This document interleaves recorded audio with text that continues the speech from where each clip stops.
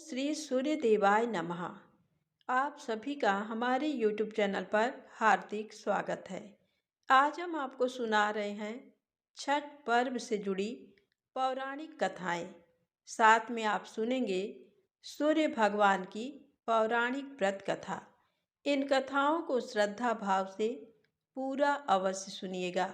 तो प्रेम से बोलें, छठी मैया की जय हो, सूर्यदेव भगवान की जय हो। कहते हैं कि छठ पूजा का व्रत सबसे पहले माता सीता ने रखा था। प्रचलित कथाओं के अनुसार जब भगवान राम अपनी पत्नी सीता और भाई लक्ष्मण के साथ 14 साल का वनवास काटकर अयोध्या वापस लौटे थे, तब उन्होंने रावण के वध से यानी ब्रह्म हत्या से मुक्ति पाने के लिए ऋषि मुनियों के आदेश पर यज्ञ करने का फैसला किया था। इसके लिए मुद्गल ऋषि को आमंत्रित किया गया।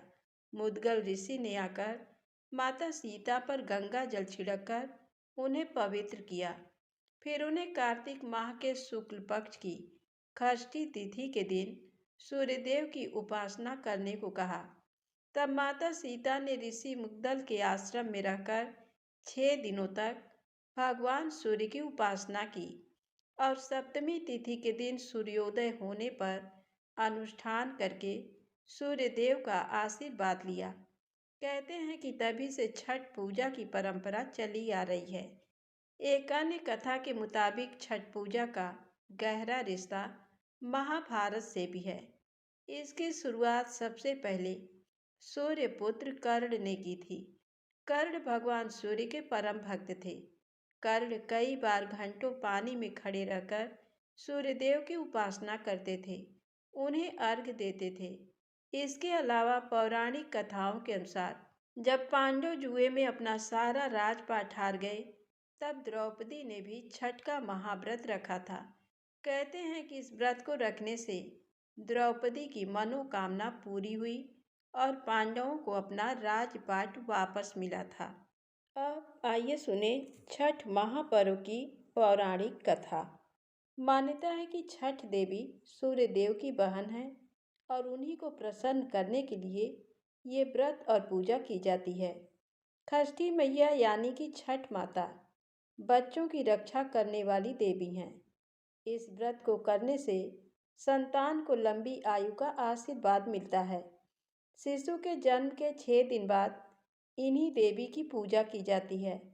इनकी प्रार्थना से बच्चे को स्वास्थ्य, सफलता और दीर्घायु होने का आशीर्वाद मिलता है। पुराणों में इस देवी का नाम कात्यायनी बताया गया है, जिनकी नवरात्र की षष्ठी तिथि को पूजा अर्चना की जाती है। तो आइए सुने छठी मैया की पौराणिक कथा। कथा के अनुसार प्रियव्रत नाम के एक राजा थे। उनकी पत्नी का नाम मालिनी था। दोनों के कोई संतान नहीं थी। इस बात को लेकर राजा और उसकी पत्नी बहुत ही दुखी रहा करते थे। तो एक दिन राजा ने संतान प्राप्ति की इच्छा से महर्षि कश्यप द्वारा पुत्रेष्टि यज्ञ करवाया। इस यज्ञ के फलस्वरूप रानी गर्भवती हो गई। जब राजा को इस बात का पता चला तो वो बहुत ही खुश हुए। अपनी आने वाली संतान को लेकर राजा और रानी बहुत ही प्रसन्न थे। उन्होंने एक एक पल बड़े ही बेसब्री से गुजारा। 9 महीने बाद संतान सुख को प्राप्त करने का समय आया तो रानी को मरा हुआ पुत्र प्राप्त हुआ। जब राजा को इस बात का पता चला तो वह बहुत दुखी हुआ। संतान की शोक में वह आत्महत्या करने की सोचने लगा और दुखी होकर राजा घर से निकल पड़े।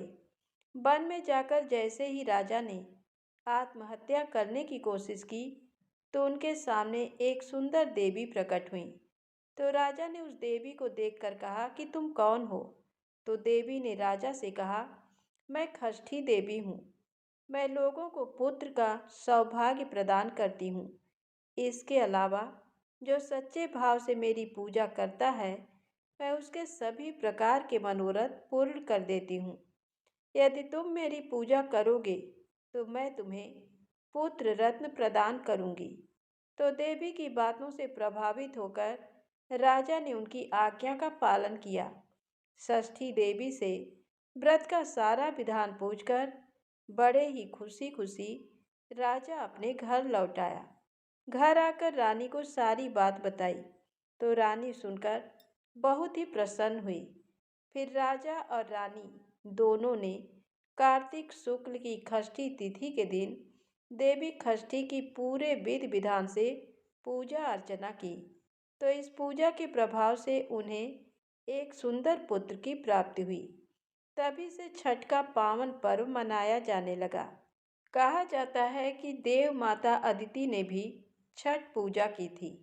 एक कथा के अनुसार प्रथम देवासुर संग्राम में जब असुरों के हाथों देवता हार गए थे, तब देव माता अदिति ने तेजस्वी पुत्र की प्राप्ति के लिए देवार्क के देव सूर्य मंदिर में छठी मैया की आराधना की थी। तब प्रसन्न होकर छठी मैया ने उन्हें सर्वगुण संपन्न तेजस्वी संतान होने का आशीर्वाद दिया था। इसके बाद अदिति के पुत्र हुए त्रिदेव रूप आदित्य भगवान, जिन्होंने असुरों पर देवताओं को विजय दिलवाई थी। कहते हैं कि उसी समय से देवसेना षष्ठी देवी के नाम पर इस धाम का नाम देव हो गया और छठ व्रत का चलन भी शुरू हो गया।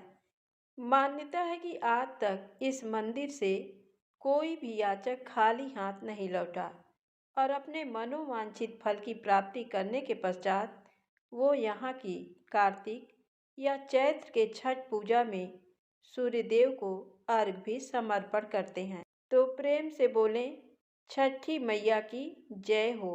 अब आइए सुनते हैं सूर्यदेव भगवान की बड़ी ही पावन कथा। इस कथा को श्रद्धा भाव से पूरा अवश्य सुनिएगा। तो प्रेम से बोलें, सूर्यदेव भगवान की जय हो। एक राजा था, एक रानी। उनके पास सिपाही, घोड़े, दास दासियां, धन दौलत सब कुछ था। सिर्फ उन्हें संतान नहीं थी। इसी कारण राजा रानी बहुत ही दुखी रहते थे। संतान प्राप्ति के लिए उन्होंने हर तरह का दान धर्म, धार्मिक अनुष्ठान, जप मंत्र, व्रत, पूजा पाठ किए, लेकिन कोई फायदा नहीं हुआ। अब राजा रानी दोनों ही बुढ़ापे की ओर बढ़ते गए और गहन सोच में पड़ गए। अब हमारे इतने बड़े राज्य का क्या होगा? कौन बनेगा इस राज्य का वारिस? कौन लेगा प्रजा की जिम्मेदारी? राजा रानी दिन रात इसी चिंता में घुलने लगे। उन्हें खाने पीने की भी सुधि नहीं रहती। तो एक सुबह राजा के दरबार में एक साधु महाराज आते हैं। तो दासी जाकर रानी से बताती है। तब रानी दासी से कहती हैं, ये मेरा अंतिम दान धर्म है। इसके बाद मैं अपने हाथों से कोई दान धर्म नहीं करूँगी। रानी चावल से भरा पात्र लेकर बाहर आती है और साधु महाराज की झोली में भिक्षा डालने आगे बढ़ती है। तो उसके चेहरे पर छाई उदासी साधु की दृष्टि में आती है। वह उससे पूछता है, रानी साहिबा, क्या हुआ? आप क्यों इतनी उदास हैं? तब रानी साधु को सारी हकीकत बताती है और सिसकने लगती है। उस पर वह साधु महाराज कुछ पल गंभीर हो जाते हैं और कहते हैं, चिंता मत करना रानी साहिबा, आपकी संतान की इच्छा पूरी हो जाएगी। आपकी कोख से एक पुत्र जन्म लेगा, लेकिन मात्र वह 14 साल तक ही आप लोगों को मिलेगा। इसके आगे वह इस मृत्यु लोक में नहीं रह पाएगा। इससे बढ़कर आपको कुछ देना मेरे लिए संभव नहीं है। अपनी बात पूरी करके उसने अपनी झोली में हाथ डाला, थोड़ी सी भभूत निकालकर रानी को दी और कहा, आप और महाराज दोनों इसे बांटकर ग्रहण करना, तुम्हें जल्द ही पुत्र प्राप्ति होगी। इतना कहकर साधु महाराज अपनी राह चले गए। उनके जाने के बाद रानी सोचने लगी, 14 साल तो 14 साल ही सही, उतने समय के लिए हमें पुत्र मिलेगा, यही काफ़ी है। उतने साल तक मैं उसे जी जान से बड़ा करूँगी, उसे ढेर सारा प्यार दुलार दूंगी। अपनी संतान की मुराद पूरी करूंगी। उस रात अपना सारा राज काज खत्म करके राजा जब रानी के महल में गए तो रानी ने राजा को सारी बात बताई और साधु महाराज की दी हुई भभूत राजा को दिखाकर बोली, साधु महाराज ने ये भभूत हम दोनों को ग्रहण करने को कहा है। तब राजा बोले, इतना दान धर्म किया, जब तब किया, कोई फल नहीं मिला। अब इस भभूत से हमें संतान प्राप्ति होगी क्या? उस पर रानी बोली, जब इतना सब कुछ किया तो अब ये भी सही, खामख्वाह उस साधु के क्रोध को क्यों बुलावा दें। राजा को अब किसी पर विश्वास नहीं था, लेकिन पत्नी को दुख न पहुँचे इसलिए वह राजी हो गए। राजा रानी दोनों नहाते धोते हैं, फिर अपने भगवान का नाम स्मरण करते हैं, अपने पुरखों को स्मरण करते हैं और उस साधु महाराज का नाम स्मरण करके वह भभूत बांट कर दोनों खाते हैं। उसके बाद दोनों निश्चिंत होकर सो जाते हैं। तो कुछ दिन गुजर जाते हैं और साधु द्वारा कहे अनुसार रानी गर्भवती हो जाती हैं। उस पर राजा रानी दोनों की खुशी गगन में नहीं समाती। राजा रानी से बोला, महारानी, सचमुच साधु महाराज की कृपा हो गई। तो 9 महीने 9 दिन और 9 घंटे पूरे होकर रानी ने एक सुंदर गोरे चिट्टे पुत्र को जन्म दिया। राजा ने बड़ी धूमधाम से पुत्र का नामकरण किया। सारे राज्य में 8 दिन तक अन्न संतर्पण रखा, उत्सव मनाया गया। अब पुत्र की कुंडली देखने के लिए राज्य के सबसे विद्वान पंडित जी को बुलाया। तो कुंडली देखकर पंडित जी बड़े चिंतित हो गए। कहने लगे, महाराज, हमारा राजपुत्र सिर्फ 14 साल तक हमारे पास रहेगा। राजा को इस बात की भनक थी ही, रानी को भी साधु महाराज की बात याद थी। दोनों चुप रह जाते हैं। उसके बाद राजा और रानी बड़े प्यार दुलार से बेटे की परवरिश करते हैं, उसकी हर इच्छा पूरी करते हैं। थोड़े समय के लिए ही सही, भगवान ने संतान की अपनी मुराद पूरी कर दी। इससे वे समाधान मानते हैं। राजपुत्र दिन प्रतिदिन बड़ा होता है। जब वह 7 साल का हो जाता है तो राजा एक अच्छे गुरु की नियुक्ति करके उसे पढ़ाई लिखाई, राजशास्त्र, शस्त्र विद्या, घुड़सवारी इत्यादि 12 विद्याओं का शिक्षण देते हैं। जब वह सब शास्त्र विद्या में पारंगत हो जाता है और 12 साल की उम्र का हो जाता है, तब एक अच्छी सी राजकन्या खोजकर उसकी शादी कर देते हैं। तो 2 और साल बीत जाते हैं। बेटा 14 साल का हो जाता है। एक दिन राजपुत्र राजा से बोलता है, पिताजी, मैं अपना सारा राज्य घूमकर देखना चाहता हूँ। आज तक मैंने सिर्फ इस रजवाड़े के अतिरिक्त कुछ नहीं देखा है। बेटे की बात सुनकर राजा चिंतित हो जाता है, क्योंकि पुत्र को 14वां साल शुरू हुआ था। अब कोई अनहोनी होने का वक्त नज़दीक आ पहुंचा था, लेकिन राजा ये सब बातें पुत्र को बता नहीं सकता था। वह क्या करता है कि चेहरे पर खुशी लाकर बेटे से कहता है, हाँ हाँ, जरूर जाओ बेटा, तुम्हें अपना सारा राज्य घूम कर देखना चाहिए। कहाँ क्या है ये सब जानना चाहिए। कल मेरे बाद तुम्ही को तो राजा बनना है। मात्र एक बात का ध्यान रखें, तुम जहाँ जा रहे हो, क्या कर रहे हो, ये बात अपनी पत्नी को नहीं बताना। पुत्र कहता है, ठीक है पिताजी, आपने जो कहा है मैं वैसा ही करूँगा। राजपुत्र दिन भर अपनी पत्नी के साथ मौज मस्ती करता है, खुशियाँ मनाता है और रात को ठीक 12 बजे बिस्तर से उठकर बाहर चला जाता है। फिर पौ फटने से पहले वापस अपने महल में आकर सो जाता है। ऐसे बहुत दिनों तक चलता रहा। अब पुत्र का 14वां साल खत्म होने में कुछ दिन ही बाकी रहते हैं। इतने में उसकी पत्नी यानी छोटी रानी रात में जाग जाती हैं। वह देखती हैं कि बिस्तर पर राजपुत्र नहीं है। वह महल में सब जगह देखती हैं तो राजपुत्र कहीं भी नजर नहीं आता। तो वह क्या करेगी, किससे कहेगी? वह चुपचाप रहती है। फिर भोर होने पर वह देखती है कि उसका पति अपनी जगह सोया हुआ है। वह पति से कुछ नहीं पूछती, लेकिन दूसरी रात भी वैसे ही होता है। तीसरी रात, चौथी रात, ऐसे बहुत दिन तक चलता है। रानी बहुत ही चिंतित हो जाती है। पति रात को जाता कहाँ है, किससे मिलने जाता है? उसके मन में ढेर सारे सवाल उठते हैं, लेकिन उसे पूछने में डर लगता है। शायद पति गुस्सा कर बैठे। सास ससुर से पूछने के बारे में सोचा तो उसकी कुल मर्यादा बीच में आ जाती थी। तो इस तरह मन ही मन वह कुढ़ती रहती थी। इस हालत में उसे खाने पीने में दिलचस्पी नहीं होती। वह दुबली पतली हो जाती है। तो उस राज्य में फूल बेचने वाली एक बूढ़ी मालिन थी। वह हमेशा छोटी रानी को फूल देने उसके महल में आती थी। उस बुढ़िया का ध्यान छोटी रानी पर जाता है। वह उससे पूछती है, बेटी, तुम्हें किस बात का दुख है? तुम इस तरह सूखकर कांटा क्यों बनी हो?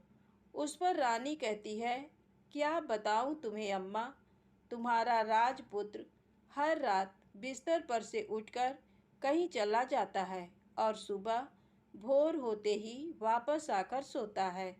वह कहाँ जाता है? प्रेमिका से मिलने जाता है क्या? ये सोच सोचकर मैं अन्न जल ग्रहण नहीं कर पाती और सूख सूख कर इस तरह कांटा बन गई हूँ। बुढ़िया सब बात सुनकर उसे एक उपाय बताती है। तो बेटी, ऐसा करना, आज रात तुम सोना मत। उसके पीछे जाकर देखना कि वह कहाँ जाता है, क्या करता है। उसकी अच्छी तरह से पहरेदारी करना। पर मुझे नींद आ गई तो? तुम्हें नींद ना आए, इसलिए एक काम करना, अपने बाएं हाथ की उंगली में एक जख्म करना, उस पर थोड़ी सी मिर्च छिड़कना।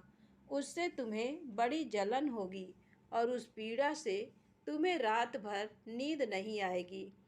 रानी बुढ़िया के कहे अनुसार करती हैं। उंगली की जलन से उसे बड़ी देर तक नींद नहीं आती, लेकिन बाद में वह सो जाती है। दूसरे दिन सुबह बुढ़िया फूल लेकर उसके महल में पहुंचती है और पूछती है, क्या हुआ बेटी, देख पाई? पति कहाँ जाता है? रानी कहती है, नहीं अम्मा, पहले कुछ समय जलन के कारण मुझे नींद नहीं आई, पर कुछ देर पश्चात मैं सो गई। बुढ़िया कहती है, कोई बात नहीं, तुम उंगली पर पहले से थोड़ा बड़ा जख्म करना और ज़्यादा मिर्च लगाना। तो रानी वैसे ही करती है, परंतु वह सिर्फ पति के बिस्तर से उठकर बाहर निकलते वक्त तक जाग पाई। वह उसके पीछे नहीं जा सकी, क्योंकि उसकी आंखें उस समय तक मूंद गई थी। दूसरे दिन सुबह बुढ़िया आती है तो उसने पूछने से पहले ही रानी रो कर कहती है, अम्मा, मैं आज भी उनकी पहरेदारी ठीक तरह नहीं कर पाई। बुढ़िया कहती है, रोना नहीं बेटी, सब कुछ ठीक हो जाएगा।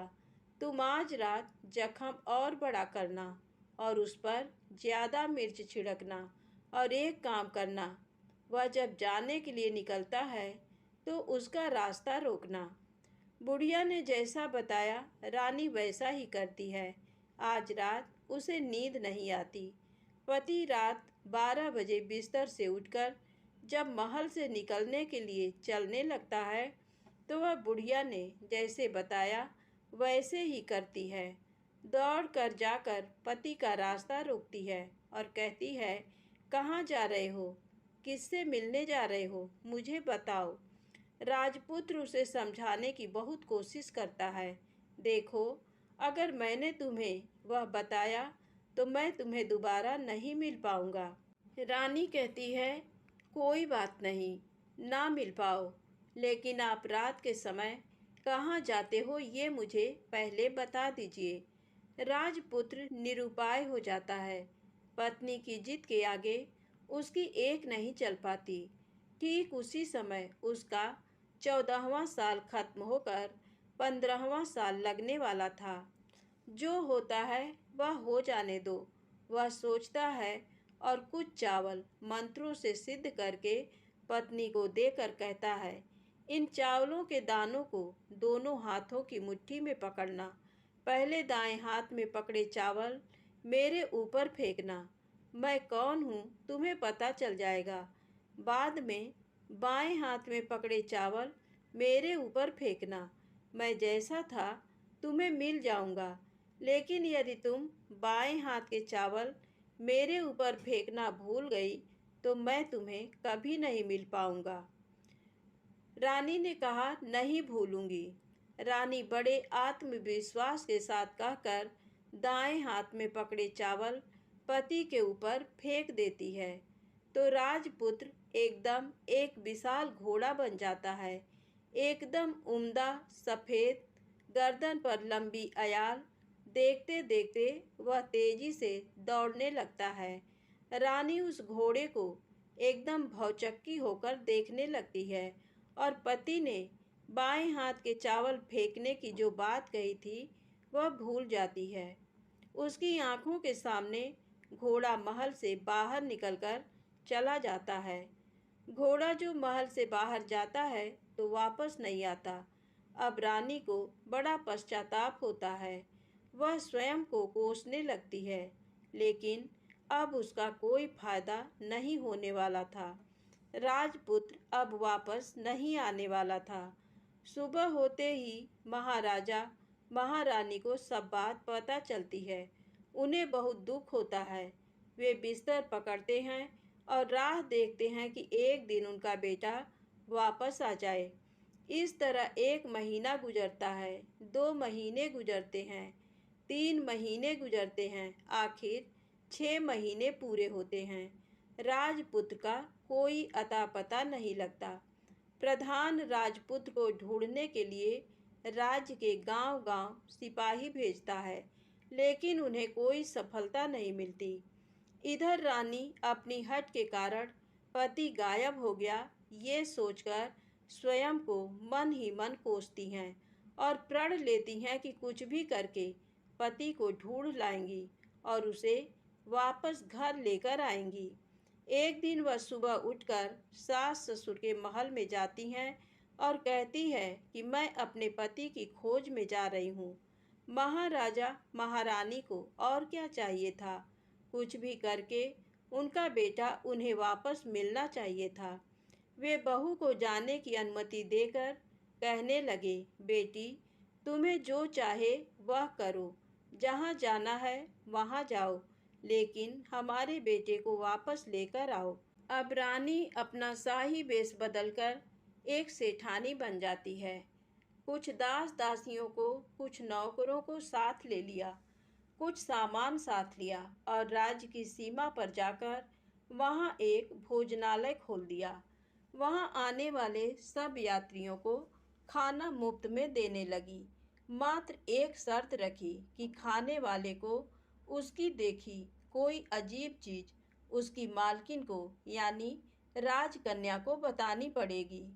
तो वहाँ आने वाला हर नागरिक अपनी तरफ से मैंने ये देखा, मैंने वह देखा कहकर वहाँ से मुफ्त खाना खाकर जाता था।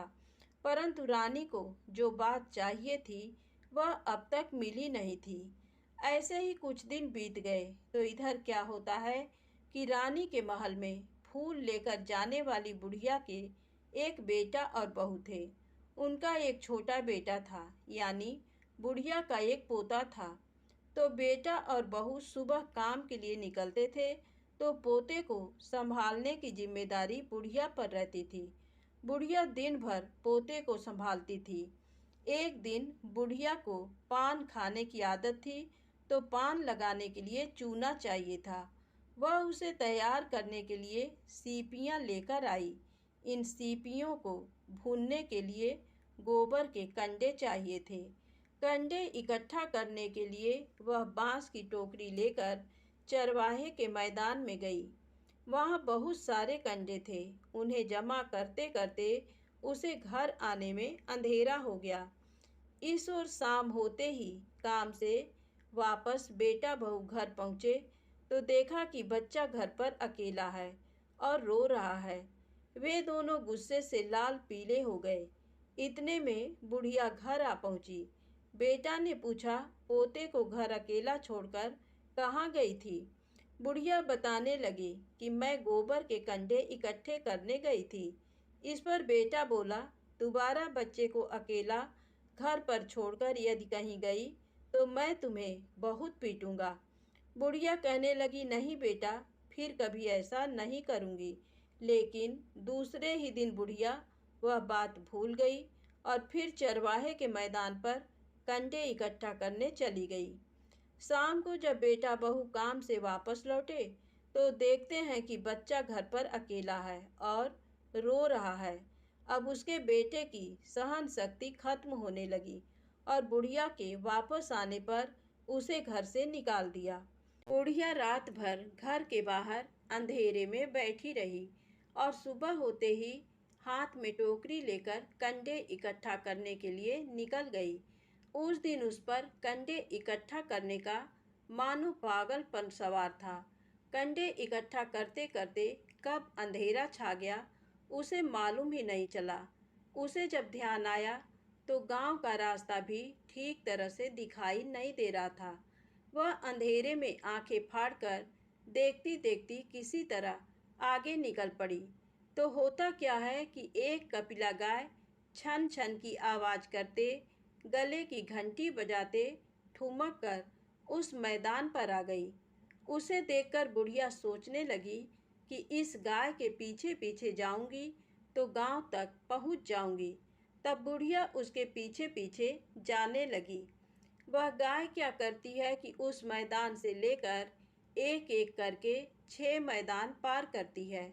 आखिर में वह 7वें मैदान पर पहुंचती है तो वहाँ क्या होता है कि उस मैदान पर एक बड़ा सा पत्थर है।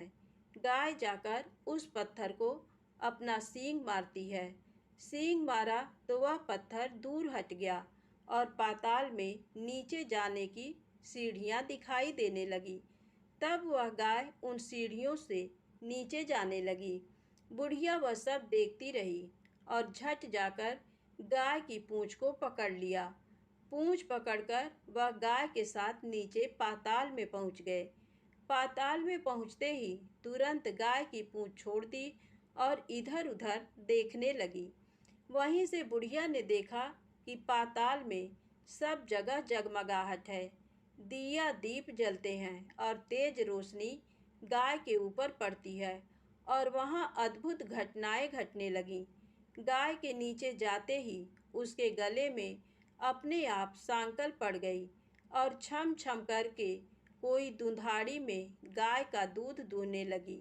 लेकिन जो भी कोई वह कर रहा है वह मात्र दिखाई नहीं दे रहा। बुढ़िया बहुत घबरा गई, कहाँ आकर फंस गई। वह सोचने लगी और यहाँ वहाँ छिपने के लिए जगह ढूंढने लगी, लेकिन उसे कहीं भी जगह नहीं मिली। हर जगह उजाला ही उजाला था।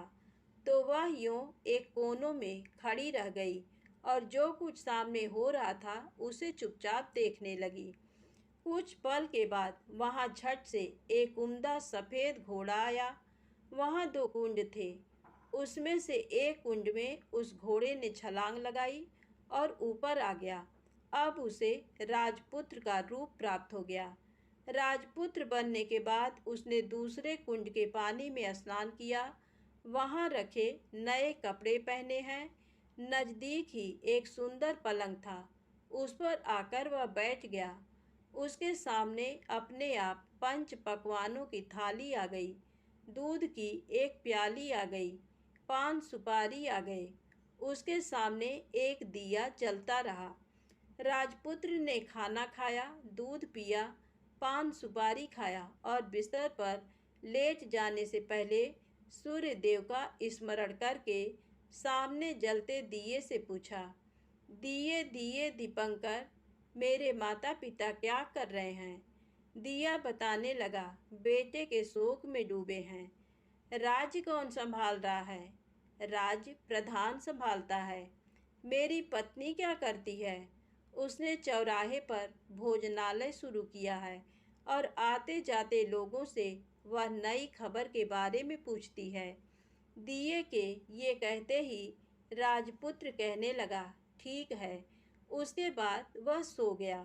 बुढ़िया कोने में खड़ी रहकर ये सब देखती रही।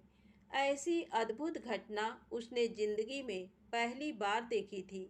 उसे अंदर ही अंदर चुलबुलाहट होने लगी।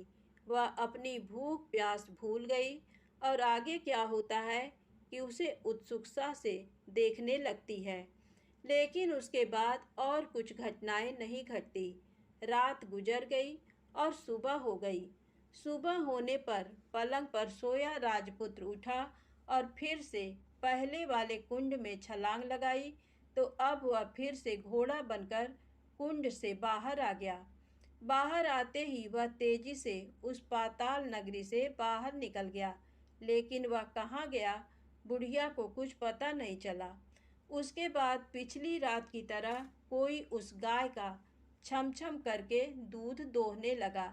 जैसे ही दूध दुहाना खत्म हुआ, उसके गले की सांकल अपने आप खुल गई और वह गाय तेजी से ऊपर जाने वाली सीढ़ियां की ओर भागने लगी। गाय को दौड़ते देखकर बुढ़िया सोचने लगी, अब गाय के साथ यहाँ से ऊपर जाना ही समझदारी है, नहीं तो कोई मुसीबत आकर मेरे ऊपर टपक जाएगी। झट से उसने गाय की पूंछ पकड़ ली और गाय के साथ ऊपर आ गई। गाय जब ऊपर मैदान में पहुंची तो उस सुरंग का रास्ता अपने आप बंद हो गया और उसके मुंह पर एक बड़ा सा पत्थर पूर्ववत खड़ा हो गया। ऊपर आकर वह गाय जंगल की ओर निकल गई। इधर बुढ़िया एकदम बावली सी हो गई। उसने पाताल नगरी में जो कुछ देखा वह जल्द से जल्द किसी को बताने के लिए उतावली हो उठी। उसे एकदम याद आया कि नगर की सीमा पर कोई औरत भोजनालय चलाती है और नई बात बताने वाले को अच्छा खाना पीना मुफ्त में देती है। वह सोचने लगी कि क्यों न मैं ये बात उस औरत को जाकर बताऊं। यदि उसे ये बात पसंद आ गई तो बाकी जीवन खाने पीने की झंझट से मुक्ति मिलेगी। बुढ़िया ने मन में तय किया और तुरंत उस भोजनालय के द्वार पर टंगे नगाड़े के सामने खड़ी हो गई और जोर जोर से नगाड़ा बजाना शुरू कर दिया। नगाड़े का इस तरह शोर सुनकर मालकिन यानी छोटी रानी मन में प्रसन्न हो जाती हैं कि शायद कोई बड़ी बात लेकर यहाँ आया है। रानी सिपाहियों को आदेश देती है, जाइए और जो कोई आया है उसकी अच्छी खातिरदारी कीजिए। आदेश पाते ही सिपाही नीचे दौड़ गए तो एक बुढ़िया नगाड़ा बजा रही है। उन्होंने पूछा, क्यों री बुढ़िया, क्या हुआ, क्यों नगाड़ा बजा रही हो? बुढ़िया बोली, कुछ नहीं बेटा, यहाँ खाना मिलता है ना, इसलिए आई हूँ। खाना चाहिए, मिलेगा, लेकिन तुझे कोई नई बात बतानी पड़ेगी। हाँ बताऊंगी, एक बात मालूम है मुझे। इस पर सिपाही उसे अंदर लेकर आए। उनको मालकिन का आदेश था कि जो कोई बूढ़ा बुजुर्ग वहाँ आए उनके साथ अच्छी तरह पेश आना, उनका अच्छा आदर आतिथ्य करना। तो सिपाही ने उस बुढ़िया का भरपूर आदर आतिथ्य किया। उसे बड़ी सी थाली भरकर व्यंजन परोसते हैं। बुढ़िया कुछ दिनों से भूखी थी, वह खाने पर टूट पड़ी। खाना खाने के बाद सिपाही ने उसे नई साड़ी पहनने को दी। उसके बाद उसे लेकर रानी के पास आए। बुढ़िया और रानी ने तुरंत एक दूसरे को पहचान लिया। बुढ़िया बोली, बेटी तुम? और रानी बोली, अम्मा तुम? बड़ी देर तक दोनों भांति भांति की बातें करती रहीं। आखिर कुंवरनी बुढ़िया से कहने लगी, अम्मा अब बताओ तुमने क्या नई बात देखी है? नई बात? मैंने कोई नई बात देखी नहीं है। वह तो मेरे पास तुम्हें देने के लिए खाने के पैसे नहीं थे, इसलिए मैंने झूठ कहा और नगाड़ा बजाया। रानी ने कहा, अम्मा घबराना नहीं, मैं किसी को तुम्हारा नाम नहीं बताऊंगी। फिर भी बुढ़िया मैंने क्या देखा, कब देखा करके आनाकानी करने लगी। इस पर कुंवरनी ने उससे कहा, देखो अम्मा, यदि तुमने मुझे वह नई बात बताई तो जिंदगी भर मैं तुम्हारी देखभाल करूंगी और तुम्हें रानी माता की तरह रखूंगी। अब बुढ़िया बताने को तैयार हो गई। उसने जो कुछ उस चारागाह वाले मैदान पर देखा था वह सब कुछ कुंवर रानी को बता दिया। बुढ़िया की वे बातें सुनकर कुंवरनी को यकीन हो गया कि वह राजपुत्र उसी का पति है। वह तुरंत बुढ़िया से कहने लगी, अम्मा, मुझे उस जगह पर ले चलो। नहीं बेटी, वह पाताल राज्य है, सांप है। यदि किसी ने तुम्हें देख लिया तो तुम्हारी जान खतरे में पड़ सकती है। लेकिन रानी उसकी एक भी नहीं सुनती। उसे उस जगह ले जाने के लिए हठ करने लगी।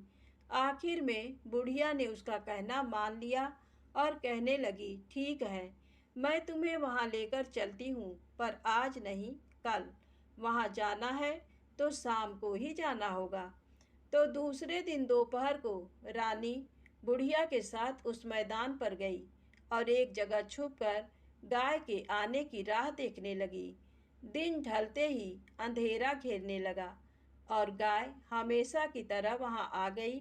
मैदान के उस कोने में जाकर उसने पत्थर पर सींग मारा तो झट से पत्थर हटकर वहां सुरंग में जाने का रास्ता खुल गया। गाय उस रास्ते से नीचे उतरने लगी तो बुढ़िया रानी से कहने लगी, जल्दी आगे बढ़ो, हम गाय की पूंछ पकड़कर नीचे उतरेंगे।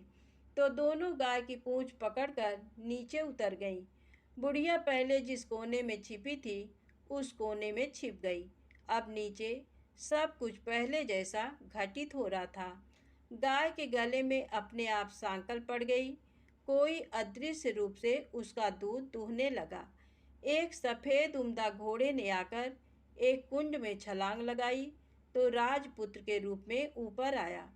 वह राजपुत्र दूसरे कुंड में नहाने लगा। बाद में उसके सामने खाने की थाली आ गई, दूध की प्याली आ गई, पान बीड़ा आ गया। राजपुत्र सब ग्रहण करके सोने के लिए पलंग पर गया तो सोने से पहले सूर्य देव का स्मरण करके वह दिए से पूछने लगा, दिए दिए दीपंकर, मेरे माता पिता क्या कर रहे हैं? तो दिया कुछ जवाब नहीं देता, बल्कि वह बुझने लगता है। तब राजपुत्र को कुछ अघटित हुआ है, इसका संदेह हो गया है। वह उदास हो गया और जो कुछ हुआ है वह हो जाने दो ऐसा सोचकर सोने के लिए बिस्तर पर लेट गया। अब रानी का संयम छूट गया। वह दौड़कर पति के पास गई और उसके पैर पकड़ने के लिए आगे बढ़ने लगी। राजपुत्र तुरंत ही पत्नी को पहचान गया। वह झट से पीछे हट गया और चिल्लाने लगा, नहीं नहीं, मुझे मत छूना, सर्वनाश हो जाएगा। रानी दोनों हाथ जोड़कर पति से अपनी भूल स्वीकार करने लगी। स्वामी, मुझसे भूल हो गई। मुझे आपसे नहीं पूछना चाहिए था कि आप रात को कहाँ जाते हो। मैं अपनी भूल स्वीकार करती हूँ। मुझे मेरी भूल की सजा मिल गई है। अब आप घर चलें। आपके वियोग में आपके माता पिता ने बिस्तर पकड़ लिया। आपकी प्रजा भी बहुत दुखी है। उस पर राजपुत्र कहने लगा, वही तो एक बार तुम गलती कर बैठी हो, अब दोबारा मत करना, नहीं तो अब मैं तुम्हें जो दिख रहा हूँ वो अभी नहीं दिखूंगा। रानी अब विलाप करने लगी, जोर जोर से जमीन पर सिर पटकने लगी। राजपुत्र के मन में उसके प्रति दया उत्पन्न हो गई। वह उससे कहने लगा, यदि तुम मुझे पाना चाहती हो तो तुम्हें एक काम करना होगा। काम कठिन है, लेकिन वह तुम्हें अकेले करना होगा। रानी ने कहा, कहो स्वामी, कितना भी कठिन काम हो मैं वह पूर्ण करूंगी। रानी कहने लगी। इस पर राजपुत्र ने उसे बताया, इस पाताल से ऊपर जाते ही तुम्हें एक घना जंगल नजर आएगा। ऐसे 6 जंगल पार करने के पश्चात 7वां जंगल मिलेगा। वह जंगल सबसे घना है। उस जंगल में बीचों बीच एक पीपल का पेड़ है। उसके आसपास की जगह पत्ते, फंदे, जटाएं, कांटे इत्यादि से ढक चुकी हैं। वहाँ बाघ, शेर, भालू, सांप सभी धमा चौकड़ी बैठती है। तुम्हें उन सबको भगाकर वह जगह साफ करनी है उसको गोबर से लिपाई करके पवित्र बनाना है, रंगोली से सजाना है। उसके बाद वहाँ धूप कपूर अगरबत्ती जलानी है, फूल कुमकुम से पेड़ की तने की पूजा करनी है, दूध दही से बने चावल का भोग चढ़ाना है। ये सब तुम्हें दोपहर को 12 बजने के पहले करना है। 12 बजने के समय तुम्हें उस जगह पर बैठकर सूर्य भगवान का ध्यान करना है। ठीक 12 बजे सूर्य भगवान का रथ वहाँ उतरेगा। वे वह सब देखकर खुश हो जाएंगे और कहेंगे, जिस किसी ने ये सब किया है उसे मैं मनचाहा फल दूंगा। तो तुम सामने जाकर उसके रथ का दाहिना घोड़ा मांगना, मैं तुम्हें मिल जाऊंगा। इतनी बात कहकर राजपुत्र अपने पलंग पर सो गया और छोटी रानी भोर होने की राह देखने लगी। भोर होते ही वह बुढ़िया के साथ गाय की पूंछ पकड़कर ऊपर आ गई। ऊपर आने के बाद वह बुढ़िया से कहने लगी, अम्मा, अब मैं अकेले ही आगे जाऊंगी, तुम भोजनालय वापस जाओ। वह जंगल में जाकर राजपुत्र की बताई जगह ढूंढने लगी और स्वयं आरी से वह जगह साफ कर दी। बाद में राजपुत्र ने जैसे बताया वैसी लिपाई पुताई करके वापस आ गई। दूसरे दिन पौ फटने से पहले उठी और जंगल में उस जगह पहुंची। वहां जाकर इत्र गुलाब का पानी छिड़क कर वह जगह सुगंधित की, धूप अगरबत्ती जलाकर उसे पवित्र किया और पूजा की। सब सामग्री वहां तैयार रखकर सूर्य भगवान का ध्यान करने बैठ गई। जैसा कि पति ने बताया था, दोपहर को ठीक 12 बजे सूर्य भगवान का रथ उस पीपल के पेड़ पर आकर रुका है। सूर्य भगवान ने जब रथ से नीचे देखा तो सुगंधित वातावरण देखकर वे बहुत प्रसन्न हो गए। फिर वे बोले, जिस किसी ने ये काम किया है वह यहाँ आकर आज मुझसे कुछ भी मांगे, मैं उसे दे दूंगा। रानी ने जब ये शब्द सुने तो बिना समय गंवाए दौड़कर उनके सामने आ गई और उनको साष्टांग नमस्कार करके बोली, भगवान, वह मैं ही हूँ, मैंने ही ये जगह साफ की है। अच्छा, तो तुम्हें जो चाहिए वह मांगो। भगवान, मुझे मुझे आपके रथ का दाहिना घोड़ा चाहिए। सूर्य भगवान बोले, नहीं नहीं, मैं तुम्हें और कुछ भी दे सकता हूँ, लेकिन ये घोड़ा नहीं दे सकता। मेरे रथ के 12 घोड़े हैं, तुम चाहो तो कोई और घोड़ा मांग लो, लेकिन ये दाहिना घोड़ा नहीं, वह मैं तुम्हें नहीं दे सकता। छोटी रानी एक नहीं सुनी, वह सूर्यदेव से एक ही बात कह रही थी, वही दाहिना घोड़ा दे दीजिए, नहीं तो मैं आपके पैरों में गिरकर अपनी जान दे दूंगी। अब सूर्यदेव धर्म संकट में पड़ गए। उन्होंने वचन दे दिया था, अब अपने वचन से पलट भी तो नहीं सकते थे। तब सूरज भगवान ने बोला, मैंने तुम्हें घोड़ा दे दिया, लेकिन घोड़ा तो दिया है, वह तुम्हें यहाँ नहीं मिलेगा, तुम्हें उसे पाताल में जाकर लाना होगा।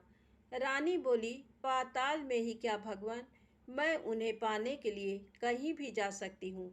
रानी को वचन देकर सूर्यदेव अपने मार्ग चले गए और इधर रानी जंगल से अपने भोजनालय में आ गई। फिर वह बुढ़िया को लेकर उस मैदान पर आ गई। जल्दी ही शाम हो गई। शाम होते ही वहाँ वह गाय आ गई और उसने सींग मारकर सुरंग का पत्थर हटाया तथा नीचे उतरने लगी। रानी और बुढ़िया जल्दी जल्दी उसकी पूंछ पकड़कर नीचे उतर गईं। नीचे पाताल में सब घटनाएं पहले की तरह ही घटने लगीं। घोड़े का एक कुंड में नहाकर राजपुत्र बन जाना, नहा धोकर पलंग पर जाकर बैठना तो उसे खाने की थाली, दूध की प्याली आना, पान बीड़ा आना। लेकिन आज एक बात नई घटी। आज दो दो थाली, दो दो दूध की प्याली, दो दो पान बीड़े उसके सामने आए। वह कुछ नहीं बोला। अपने हिस्से की थाली खाकर, दूध पीकर और पान बीड़ा चबाकर वह सोने चला गया और हमेशा की तरह दिए से पूछने लगा, दिए दिए दीपंकर, मेरे माता पिता क्या करते हैं? दिया ने बताया, वे दोनों तुम्हारे शोक से मरने की स्थिति में पहुंच गए हैं। ऐसा झट से उसकी आंखों से आंसू टपकने लगे। फिर वह पूछने लगा, दिए दिए दीपंकर, मेरा राज्य कौन चला रहा है? तुम्हारा राज्य प्रधान चला रहा है और वह सब कुछ हड़प चुका है। वह प्रजा पर बहुत अत्याचार कर रहा है। सुनकर राजपुत्र को बहुत गुस्सा आया। वह गुस्से से अपनी मुट्ठी भींचने लगा। अब वह पूछने लगा, दिए दिए दीपंकर, मेरी पत्नी क्या कर रही है? अब दिया कुछ नहीं बोला, चुप रहा। अब रानी का संयम जवाब दे गया। वह दौड़कर पति के गले लग गई। अब मैं तुम्हें मिल गया, राजपुत्र कहने लगा। सच कहते हो, अब आप फिर से घोड़ा तो नहीं बनेंगे? नहीं, दोबारा घोड़ा नहीं बनूंगा। तुमने जो इतने सारे कष्ट उठाए हैं मुझे पाने के लिए, इसलिए सूर्यदेव ने मुझे सदा के लिए घोड़े के जन्म से मुक्त कर दिया है। राजपुत्र ने बड़े प्यार से कहा और उसे गले लगाया, उसके आंसू पोंछे। कुछ देर पश्चात भोर हो गई तो गाय की श्रृंखला टूटकर वह ऊपर भूलोक जाने लगी। रानी, राजपुत्र और बुढ़िया उसकी पूंछ पकड़कर ऊपर आ गए। ऊपर आने पर वे सीधे भोजनालय में पहुंचे। वहां का सब सामान लोगों में बांट दिया और उसको ताला लगाकर अपने राज्य में लौट गए। राजपुत्र वापस आता और उसके तेवर देकर प्रधान घबरा गया। राजपुत्र ने उसे बंदी बनाकर कैद खाने में डाल दिया और राज्य की बागडोर अपने हाथ में ले ली। उसके बाद वह अपने माता पिता को मिलने उनके महल में गया। तब राजपुत्र क्या देखता है कि उसके माता पिता उसके शोक में अस्थिपंजर बने हुए हैं। पुत्र को वापस आया देखकर मरड़ा सन राजा रानी की आंखों से टप टप आंसू बहने लगे। इन दोनों ने पुत्र को गले लगाया, उसे प्यार से सहलाया। इतना होने के बाद उनके सेहत में एकदम सुधार आने लगा। वे अब बिस्तर से उठकर बैठ गए हैं। पुत्र को आशीष देने लगे। राजपुत्र के आने की खबर तुरंत राज्य भर में फैल गई। प्रजा खुशी से फूली नहीं समाई। प्रजाजन राजमहल के सामने इकट्ठे हो गए। राजपुत्र ने भी उन्हें दर्शन दिए और आज से उन्हें कोई दुख नहीं पहुंचाएगा, ऐसा वचन भी दिया। अब राजा अपने पुत्र का राज्याभिषेक करके उसे सिंहासन पर बिठाता है और बहू को महारानी का दर्जा देता है और स्वयं अपनी पत्नी के साथ ईश्वर स्मरण करते खुशी से दिन बिताता है। महाराजा बना राजपुत्र अच्छी तरह से राज्य चलाने लगा और अपनी पत्नी के साथ सुख शांति से जीवन बिताने लगा। उस बुढ़िया को रानी ने अपने पास ही रख लिया। उसकी अच्छी तरह से देखभाल करने लगी। बुढ़िया और उसके बुढ़ापे के दिन खुशी से गुजरने लगे। प्रेम से बोले, सूरज भगवान की जय हो।